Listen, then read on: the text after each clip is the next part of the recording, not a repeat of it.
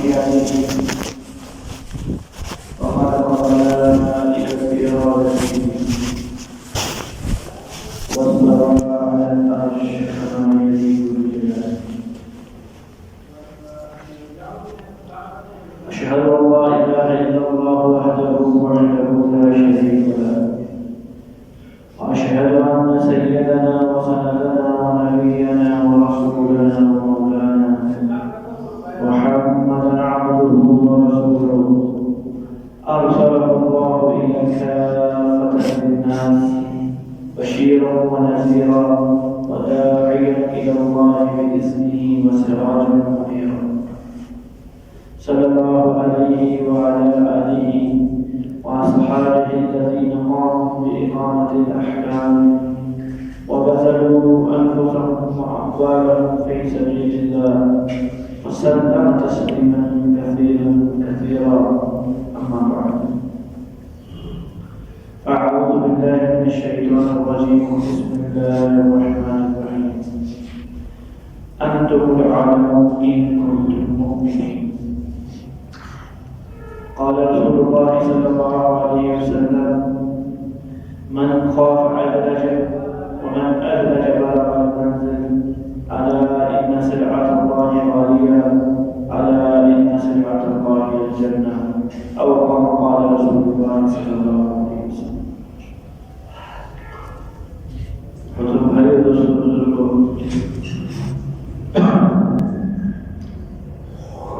یہ دنیا میں بسنے والے انسان یاد سے نہیں ہیں، بلکہ اس کائنات میں ہزاروں سالوں سے ہیں. انسانوں کی شکلیں بدلتی رہی ہیں. نفس انسان، جن سے انسان کوئی نہ، ایک مرتا ہے اس کی جگہ دوسرا لے لیتا ہے، دوسرا مر جاتا ہے اس کی تیسرا لے لیتا ہے. تو یہ انسان ہزاروں دنیا کے اندر بستے ہیں. اس انسان کی سینکڑوں سال کی تاریخ محفوظ ہے. کیا اس نے کیا، کیا اس نے کھویا، کیا پایا. اس انسان کی تاریخ پانی کی سطح کی طرح ہموار نہیں ہے، بلکہ بڑا شیء انداز ہے. بعض جگہ انسان کی تاریخ پڑھ کے یوں محسوس ہوتا ہے کہ یہ انسان کی تاریخ نہیں ہے، کسی خونخوار درندے کی تاریخ ہے، کسی وحشی جانور کی تاریخ ہے. سب چیز کی تاریخ ہو جاتی ہے. یہ تاریخ انسان کی. اور بعض اوقات کسی انسان کی تاریخ کا مطالعہ کر کے انسان اپنے انسان ہونے پر فخر کرتا ہے کہ میں بھی انہی لوگوں میں سے ہوں. تو اتراؤ چڑھاؤ ہے دونوں طرف.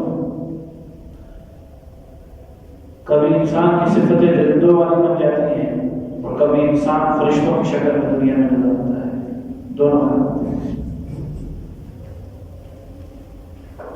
اب وجہ کیا ہے اس اتراؤ چڑھاؤ کی، اس پہ بات کریں. بنیاد کیا ہوتی ہے؟ انسان پٹری سے ہلتا کب ہے، جدا کب ہوتا ہے، اور کب بتائی ہوئی سمت کے مطابق زندگی گزارتا ہے. تو میرے محترم ساتھیوں، بنیادی وجوہات یاد رکھیں. جب تک کسی ماحول کے اندر برائی کا رجحان اور برائی کو قبول کرنے کی صلاحیت پیدا نہیں ہوتی، اس وقت تک کوئی طاقت اس ماحول کو خراب نہیں کر سکتی. یہ بات مسلم ہے. یہ بات قرآن اور حدیث کی روشنی میں عرض کیا کہ معاشرہ جب تک خود برائی کو قبول نہیں کرتا اور برائی کا رجحان اس معاشرے میں رہنے والے لوگوں کے اندر جب تک خود نہیں ہوتا، اس وقت تک باہر کی طاقت اس انسان کو برائی کی طرف آمادہ نہیں کر سکتی. ہاں، انسان بگڑتا تب ہے جب اپنے اندر خود برائی کا مادہ پیدا ہو جائے، سوسائٹی کے اندر برائی کا رجحان پیدا ہو جائے، من کافی ہو جائے، دل ہوس والا ہو جائے، تب اس انسان کے اندر برائیاں جنم لیتی ہیں. نت نہیں برائی، ان برائیوں کا معاشرے میں نام نشان نہیں ہوتا. یہ انسان اس کا تعارف کرتا ہے. خباثت انتہا کوئی انسان ہوتا ہے. ماں بہن بیٹی بیوی اس کے سامنے کسی کی کوئی تمیز نہیں، سب کو ایک نگاہ سے دیکھتا ہے۔ یہ پھر وحشی درندہ بنتا ہے، اس کے اندر جانوروں والی خصلتیں پیدا ہو جاتی ہیں۔ میرے بھائیوں، انسان مرکب ہے دونوں چیزوں سے، ایک طرف سے حیوان بھی ہے اور دوسری طرف سے ناطق ہے۔ یہ فلاسفہ کی تعریف ہے انسان کی، اور انسان کو کہتے ہیں انسان کا نام کیا ہے؟ حیوان ناطق، بولنے والا حیوان، کیونکہ حیوانیت اس کے اندر بھی پائی جاتی ہے۔ جو جانور کے اندر شہوت کا مادہ ہے، انسان کو اس سے زیادہ شہوت کا مادہ ہے۔ جانور اس ترتیب کے اوپر بھوک لگتی ہے، انسان کو بھی بھوک لگتی ہے، تکلیف اس کو ہوتی ہے، اس کو بھی تکلیف ہوتی ہے، پریشانی۔ تو یہ تو حیوان کا دونوں برابر ہے۔ ہاں، ان میں اور اس میں فرق کیا ہے؟ یہ ناطق ہے، بولنے والا ہے، وہ بولتا ہے، اس کو بس ایک ادا میں اس کی گفتگو دے دیے، کتا ہے تو بھونکے گا، چڑیا ہے تو چو چو کرے گی، بس اس کے علاوہ دوسری زبان نہیں ہوتی۔ ہاں، اس کو بولنے کی صلاحیت ہے، بس اس میں اور انسان میں کوئی فرق نہیں۔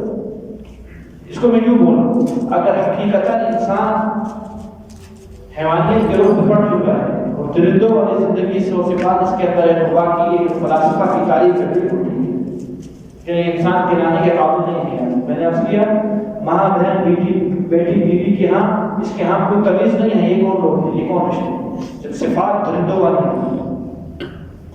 تو بنیاد کیا بتلائی؟ معاشرے میں بگاڑ اس وقت آئے گا جب معاشرہ خود اس بگاڑ کو چاہے گا۔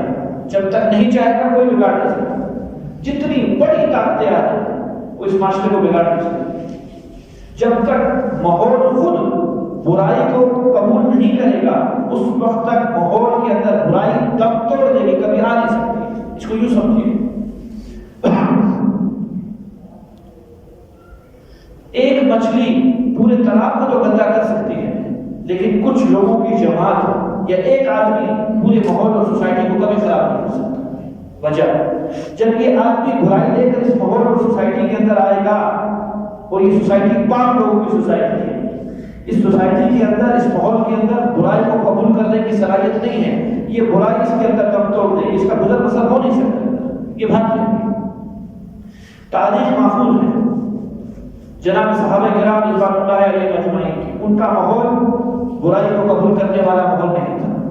ان کے ماحول کے اندر، ان کی سوسائٹی کے اندر برائی کی طرف رجحان نہیں تھا۔ برائیاں آئی ہیں، بہت برائیاں آئی، باہر سے لوگوں نے کوشش کی کہ کسی طریقے سے یہ معاشرہ بگڑ جائے، کیونکہ خود قبول نہیں کرنے کی نیت تھی، نہ ہی انہیں صلاحیت تھی اس مادے کی کہ وہ برائی کر سکیں۔ تو اللہ رب العزت نے اس معاشرے کے اندر ان کی برائیوں کو کبھی چلنے نہیں دیا، بلکہ وہ برائیاں خود دم توڑ آئیں چلیں گی۔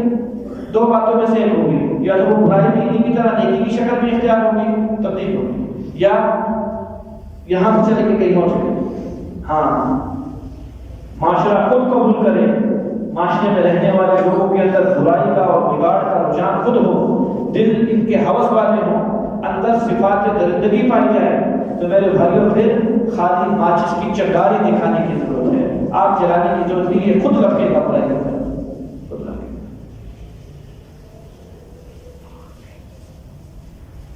تو کسی افراد کی وجہ سے یا کچھ ماحول کی وجہ سے معاشرہ تبدیل نہیں ہوا، بلکہ معاشرہ ہماری وجہ سے تبدیل ہوا ہے۔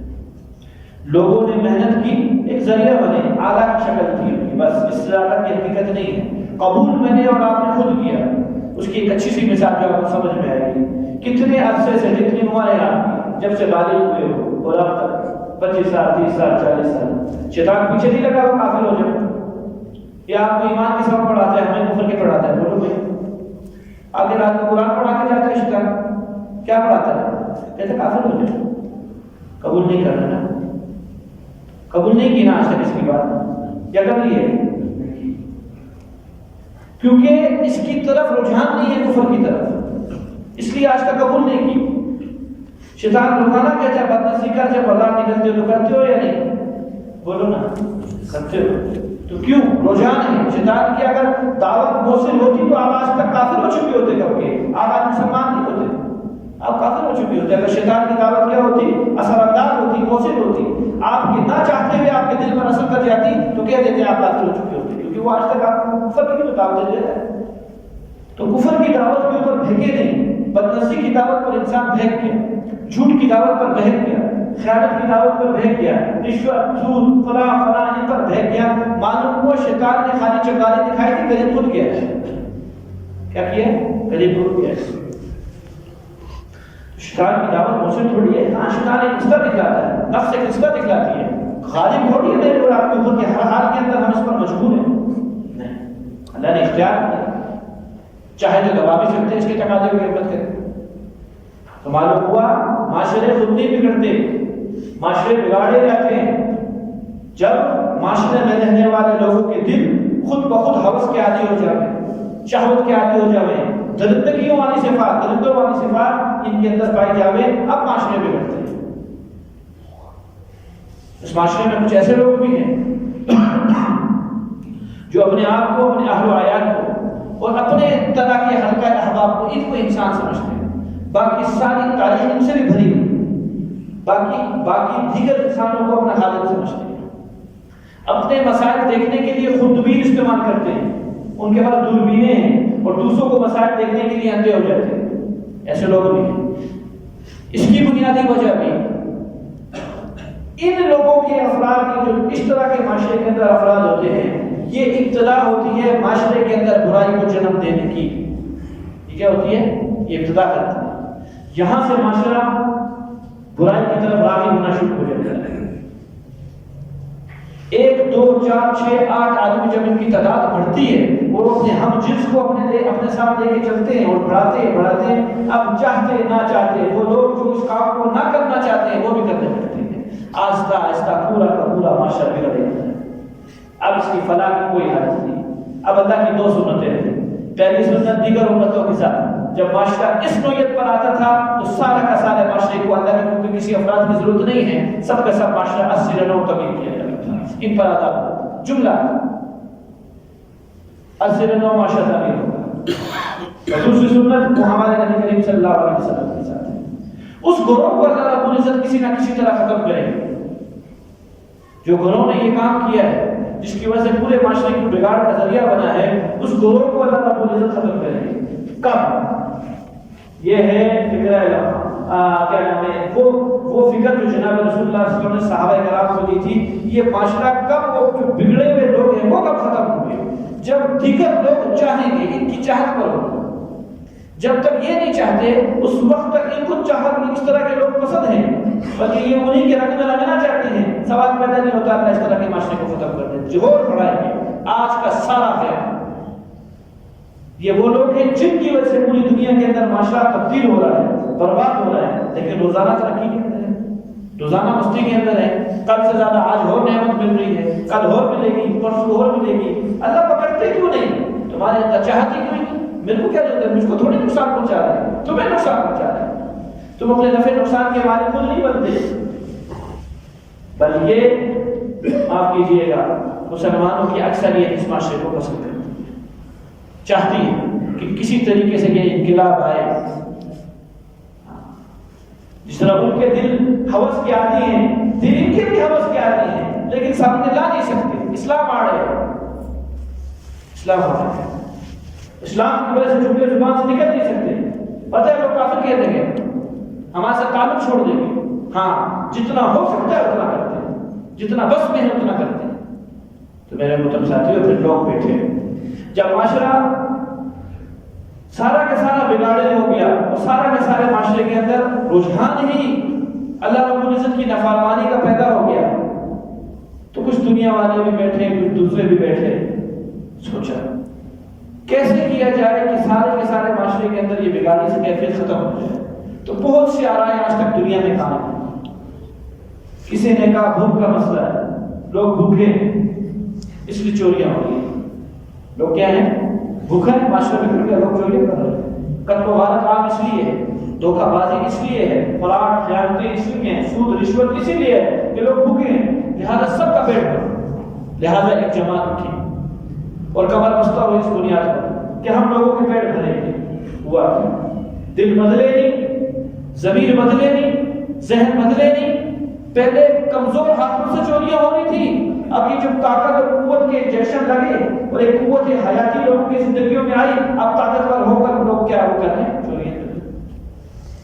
پہلے کمزور تھے اب طاقتور، پہلے کمزور اور بے ہنر لوگ چوریاں کر رہے تھے، اب ہنرمند اور طاقتور لوگ چوریاں کریں گے،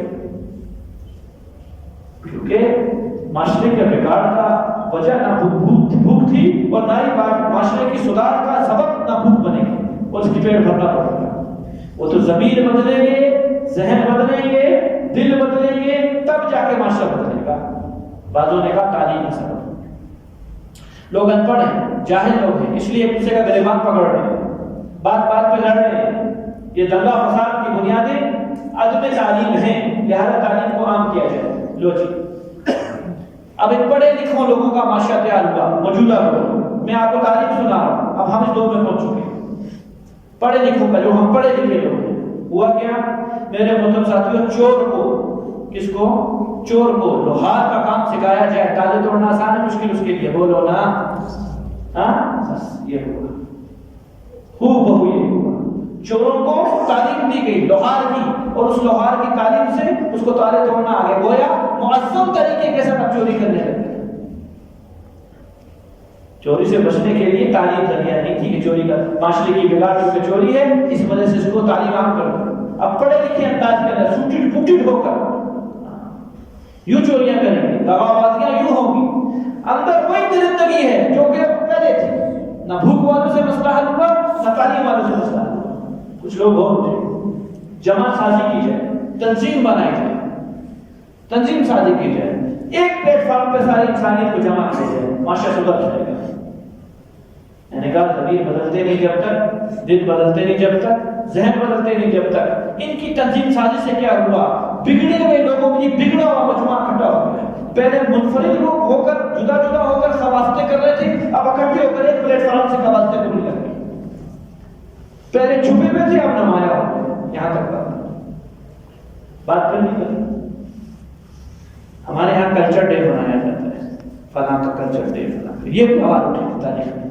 کلچر ایک کر دو، زبان ایک کر دو، لسانیت بھی ایک ہو، ان کی تہذیب بھی ایک ہو، تو معاشرہ سدھر جائے گا۔ ساتھوں کو معلوم نہیں تھا، یا تہذیبیں نہیں لڑنی، یا ہوس لڑنے ایک دوسرے کے، تعظیم نہیں لڑنی۔ اسلام اور عیسائی اور مسلمان کی لڑائی نہیں ہے، یا یہ ہوس کی پجاری ہے، اس کے اندر اپنی ہوس ہے، اس کے اندر اپنی ہوس ہے، یہ آواز لڑ رہے ہیں ایک دوسرے کی۔ تہذیبوں کو ایک کرنے سے کام نہیں بنے گا، یا زبانوں کو ایک کرنے سے کام نہیں بنے گا۔ لہذا انگریزی زبان کو فروغ دیا گیا۔ کیا دیا گیا؟ C for cat, D for dog سکھایا گیا، اور خوب سکھایا گیا، اور خوب سکھایا۔ کہاں تک بات پہنچی؟ یہاں تک بات پہنچ گئی کہ قرآن کا معنی مقصود ہے، حروف مقصود نہیں ہے۔ بہت غور سے بات کو سنو۔ قرآن کا کیا مقصود ہے؟ بات تو، کلام تو میں نے اللہ سے، وہ دلیل یہ ہے، اللہ سے میں نے دعا پہنچانی ہے، اپنی دل کی آواز اللہ تک پہنچانی ہے، تو کسی زبان کا میں محتاج نہیں ہوں۔ اردو میں بولوں تب بھی سن لیں گے، انگلش میں بولوں تب بھی سن لیں گے، پشتو پنجابی میں بولوں، براوی میں بولوں، سندھی میں بولوں، بلوچی میں بولوں، تب بھی سن لیں گے۔ مقصود کیا ہے؟ یہ الفاظ کا معنی اللہ تک پہنچانا۔ اس لیے اللہ کسی زبان کے محتاج نہیں ہے، ہر زبان کے معنی کو اللہ سمجھتے ہیں۔ تو قرآن کے حروف مقصود نہیں ہے، قرآن کا معنی مقصود ہے، جو اس کے نیچے چھپا ہوا ہے۔ یہ تو کیونکہ اہل زبان تھے، وہ اس زمانے کے لوگ، عرب، اس لیے عربی میں آیا۔ اگر وہ پٹھان ہوتے تو پشتو میں آ جاتا، اگر وہ مہاجر ہوتے تو اردو زبان میں قرآن آ جاتا۔ یہ مجبوری کے ذریعہ ہے، اصل چیز کیا ہے؟ معنی۔ لہذا انگلش میں قرآن کی تلاوتیں ہو رہی ہیں بھائی، کیا ہو رہی ہے؟ انگلش میں تلاوت کی جا رہی ہے قرآن کی، اور ایسے ہی ثواب سمجھتا ہے جس طریقے سے قرآن کو پڑھنے کا ثواب سمجھتا ہے۔ یہ ہے تہذیبوں کو ایک کرنے کا نتیجہ، کلچر کو ایک کرنے کا نتیجہ، زبانوں کو ایک کرنے کا نتیجہ، کہ اصل قرآن ایسی مساجد بھی ہیں انگلش میں خطبہ ہوتا ہے، جو ابھی دوسری اذان کے بعد ہوگا عربی میں، انگلش میں ہوتا ہے، ایسے بھی ہیں۔ اور سندھی میں تو بہت عام ہے، بہت پہلے سندھی زبان میں۔ خیر وہ جو سندھی میں تھا ان میں اور انگریزی میں فرق ہے۔ سندھی زبان میں جو خطبہ تو کچھ حالت کی وجہ سے تھا کہ عربی نہیں آتی تھی سندھ کے مخاطبات کے اندر، یہ حالت کی وجہ سے نہیں ہے، یہ علم کی وجہ سے، تعلیم کی وجہ سے فرق ہے۔ تو عربی کے کلچر میں پھر یہ خوبیاں تھیں، معاشرے کو اور بگاڑ کی طرف لے گئے۔ سبب کیا ملا؟ نہ زبان کی یکسانیت، نہ کلچر کی یکسانیت، نہ ملت اور تہذیبوں کا ایک ہونا، نہ بھوک کا مسئلہ، نہ تعلیم کا مسئلہ، نہ تنظیم کا مسئلہ۔ وحدت وطنی، وحدت لسانیت کے کچھ اسباب نہیں ہیں، معاشرے کے بگاڑ کے سبب نہ تھے، نہ ہے، نہ ہوں گے۔ مجموعہ گنو صحابہ کا 1,40,000 کی، جس میں حبشہ کی ثقافت بھی بیٹھی ہوئی ہے، جس میں روم کی ثقافت بھی بیٹھی ہوئی ہے، جس میں فارس کی ثقافت بھی بیٹھی ہوئی ہے، یمنی لوگ بھی موجود ہیں، بنو ثقیف والے، طائف والے، ان کی ثقافت بھی بیٹھی ہوئی ہے، مکی ثقافت بھی ہے، مدنی ثقافت بھی ہے، سب جمع ہے جمع۔ اور عربیوں میں بھی فرق ہے، عرب زبان میں بھی ان کے فرق ہے۔ اس طریقے سے آپ کے یہاں جتنا جتنا دور دور جاتے ہیں وہ زبان بدلتی چلی جاتی ہے، جلدی جاتی ہے جلدی۔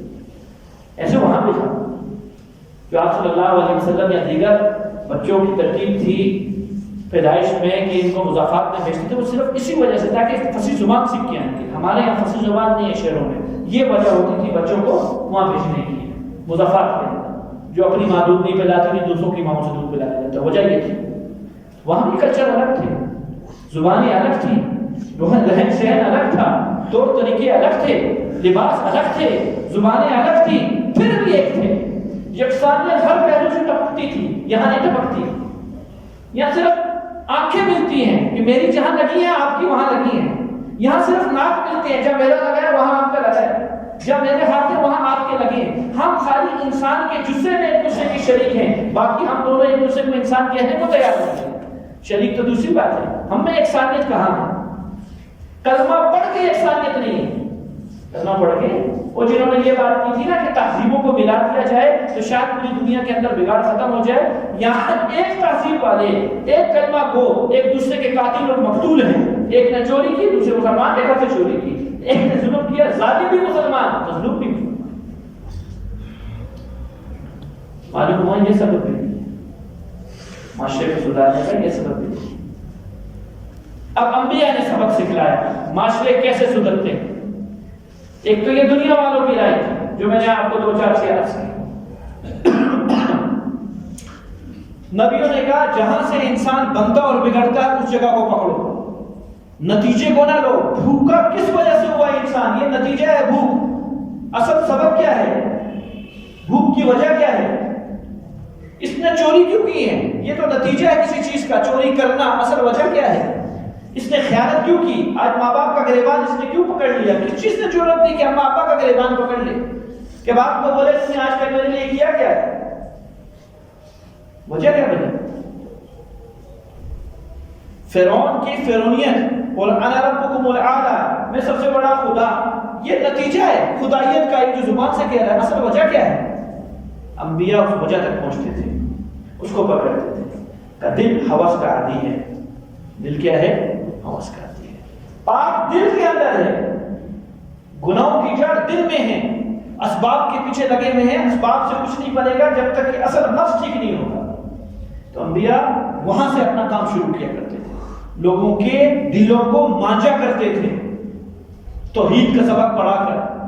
لہذا 13 سال صحابہ کے اندر یہ جو تہذیب الگ، زبانیں الگ، ثقافتیں الگ، طور طریقے الگ، رہن سہن الگ، اس کے باوجود ایک ہیں، تو یہ وجہ کیا ہے؟ یہ پہلے 13 سال اس توحید کی چکی کے اندر پسے ہیں مکی زندگی کے اندر، تب جا کے نتیجے میں یہ نکلتے ہیں۔ میرے محترم ساتھیوں، نبی یہاں پہنچتے تھے، جب کسی کی بھوک کو دیکھتے تھے دل ان کا اٹھتا تھا، اور اس بھوک پن کی وجہ سے کسی کے بھوکے کو دیکھ کر، اس کی بھوک کو دیکھ کر خود کھانا نہیں کھاتے تھے، لیکن فوراً اس کی بھوک کو مٹانے کا کام نہیں کیا کرتے تھے کہ اس کی بھوک کے مٹانے کا کام کرو نا۔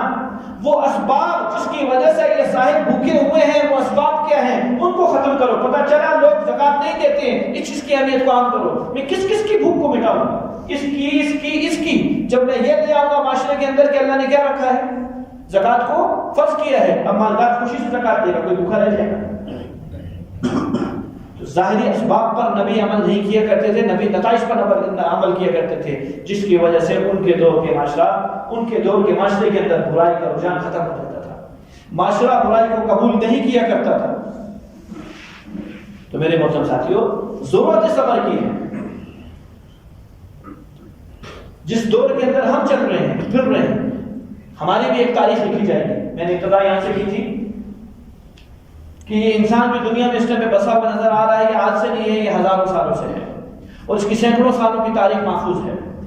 اس کی تاریخ پانی کی سطح کی طرح ہموار نہیں ہے، نشیب و فراز ہے، کہیں بہت اونچی کہ فرشتے بھی فخر کرتے ہیں اس کو دیکھ کر، اور کہیں تاریخ ایسی ملتی ہے کہ درندے اور موذی جانور اور خونخوار جانوروں سے بھی بدتر اس انسان کی تاریخ ہے، کہ کہا جاتا ہے کہ یہ انسان کی تاریخ نہیں ہو سکتی، باقی ہر ایک کی ہو سکتی ہے، کہ یہ بھی کام کر سکتا ہے۔ ایسے دور بھی گزرے ہیں اس معاشرے کے اوپر، اس زمانے کے اندر۔ تو ہماری بھی ایک تاریخ لکھی جائے گی، لکھنے والے لکھیں گے، ہمیں نہیں معلوم اچھا لکھیں گے ہمیں یا برا لکھیں گے کہ اس دور کے لوگ کیسے گزر کے گئے، کیا کرتے تھے۔ مجموعی سطح کیا ہے؟ مجموعی سطح دو کاموں پر مشتمل ہے۔ سب سے پہلی سطح جو سرسری اور ظاہری سطح نظر آتی ہے انسان کی نافرمانی کی، ہوس اس انسان میں بھی ہے، آج کے دور کے موجودہ انسان میں، مجھ میں اور آپ میں، باشمول ہم سب شامل ہیں، اور پرانے دور کے علامات۔ ہاں، ہماری ہوس کا رخ دوسرا ہے، ان کی ہوس کا رخ دوسرا تھا۔ ہماری ہوس یہاں سے شروع ہوتی ہے، سب سے پہلے اپنی پیٹ کی خواہشات کو پورا کیا جائے، اس کے لیے مال کی ضرورت ہے، اپنی ذاتی ضروریات جس کا ہم نے نام رکھا ہے، اپنی بیوی بچوں کی نشو و نما، تعلیم و تربیت، دیکھ بھال، بظاہر جائز ایک ہوس نظر آتی ہے، اور یہاں سے ابتدا ہوتی ہے۔ لیکن جب میرے بھائیوں ان موجوں میں سفر کرنا شروع کرتا ہے اس ہوس کی، میں نے کہا فرعون کی ابتدا ایک عامی سے ہوئی تھی۔ جب فرعون تھا، ولید بن مسعر ایک نہر کے پاس تربوز بیچا کرتا تھا۔ کیا کرتا تھا؟ تربوز کی ریڑھی لگاتا تھا۔ اس زمانے میں ریڑھی آتی تھی، زمین پہ بیٹھتا تھا۔ پھر کیا بنا؟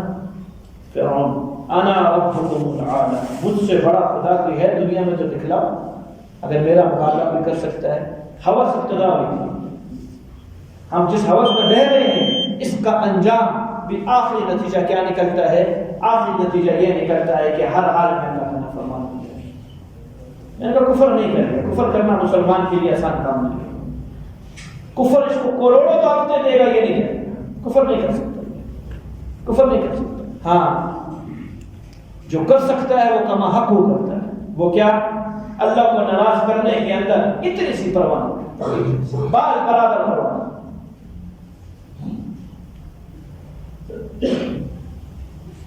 گھر میں بچہ پینسل سے نشان لگاتا ہے دیوار کو، اس کی طبیعت بےقرار ہو جاتی ہے۔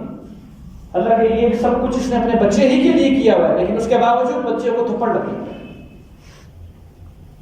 اتنی بھی نافرمانی ہوتے ہوئے دل نہیں ہوتا جتنا اس پر اتنا بھی نہیں، ہر ایک اپنا واسطہ۔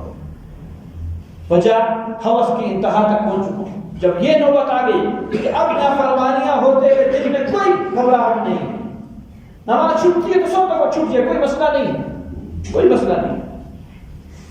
اگر میں حرام کھا رہا ہوں تو اچھا کر رہا ہوں، اپنی محنت کی کمائی کر رہا ہوں، کوئی مسئلہ نہیں۔ تو پھر بندہ نہیں ہے تو میرے بھائی، تو غلامیت سے نکل چکا ہے، تو ربوبیت کی طرف آ چکا ہے، کیونکہ تیری اپنی بھی منشا ہے، غلام کی تو کوئی منشا نہیں ہوتی۔ ہم سب غلام ہیں اپنے رب کے، وہ ہمیں جیسے کھلائیں گے ویسے کھائیں گے، کہیں گے ہاتھی پر چڑھیں گے فخر پر، اور کہیں گے اس گدے سے لاتے کھاؤ تو اللہ کو راضی کرنے کے لیے وہ بھی کھائیں گے۔ کون ہے؟ غلام ہے۔ لیکن جب غلامیت سے انسان نکلتا ہے اور اپنی منشا پر عمل کرنا شروع ہو جاتا ہے، گویا رب بنا ہوا ہے اپنی ذات کا، تو معاشرہ نہیں بگڑا، معاشرے میں رہنے والے لوگ بگڑے ہیں۔ ہمارے اندر جو برائیاں ہیں، یہ برائیاں باہر سے نہیں آئیں گی، یہ برائیاں اندر کا من خود پاپی ہے، ضمیر خود بدنام ہے، طبیعت کے اندر ہوس خود ہے، برائی کا مادہ خود ہے، اس لیے قبول کیا ہے۔ مقناطیسی کشش ہے طبیعت کے اندر، جو برائی اس کے ساتھ لپک رہی ہے۔ صحابہ کے دلوں میں یہ نہیں تھی، پاک تھے، منجے ہوئے دل تھے، پاکیزہ دل تھے۔ اللہ کے نبی علیہ السلام کی توحید نے سائیکل کیا تھا ان کے دل کو۔ ضرورت ہے سمجھ کی کہ دوبارہ اس ماحول کے اندر آئے جس ماحول کے اندر صحابہ ورنہ یوں ہی رہے گا۔ نماز پہ مطمئن رہ کر ساری زندگی جھوٹ بولتے رہیں گے، نماز پہ مطمئن رہ کر ساری زندگی بدنصیحی کرتے رہیں گے، نماز پہ مطمئن رہ کر ساری زندگی حرام کھاتے رہیں گے، سود کھاتے رہیں گے، رشوت کھاتے رہیں گے، جو آدمی جس بیماری میں ملوث ہے یوں ہی رہے گا اور اطمینان نہیں۔ یہ تو یوں بات ہوئی، ابا نے 100 باتیں بولی تھی، ایک کو کسی نہ کسی طرح پورا کر دیا، منہ ادھر کر کے ادھر کر کے ناگواری سے، اور 99 کا انکار کر دیا۔ ابا تو بہت خوش ہو گئے نا اس سائڈ سے، یہ جو بیٹے یہ ماریں گے، بولو نا، بولتے نہیں، ماریں گے کیا؟ میرا بچہ نے گولی مار دے اس کو، اتنا نافرمان بیٹا۔ 99 بیماریاں ہیں اور ایک ٹوٹی پھوٹی نیکی ہے۔ میری مثال ہو گئی کہ صرف ایک ٹوٹی پھوٹی میرے پاس نماز ہے، میں وہ بات کر رہا ہوں جس میں ہم سب مبتلا ہیں۔ ایک ٹوٹی پھوٹی نماز ہے میرے پاس، اس کے علاوہ سب امراض ہی امراض ہیں، سب نافرمانیاں ہی نافرمانیاں ہیں۔ اللہ جانے کیا فیصلہ ہو۔ اللہ جب تک ماحول پاک نہیں ہوتا اور اپنے آپ کو پاک ماحول میں نہیں لا سکتے، اس ٹائم تک میرے بھائیوں اندر کا یہ جو دل ہے یہ تبدیل ہوتا ہے۔ یہ جس کارخانے میں بنتا ہے اسی کارخانے میں آنا پڑتا ہے۔ یہ انبیاء کی بیٹھکوں میں بنتا ہے، یہ انبیاء کی مجالس میں بنتا ہے، ان کی اقوال و افعال کو سننے میں بنتا ہے، تب انشاءاللہ اثر ہونا شروع ہوگا۔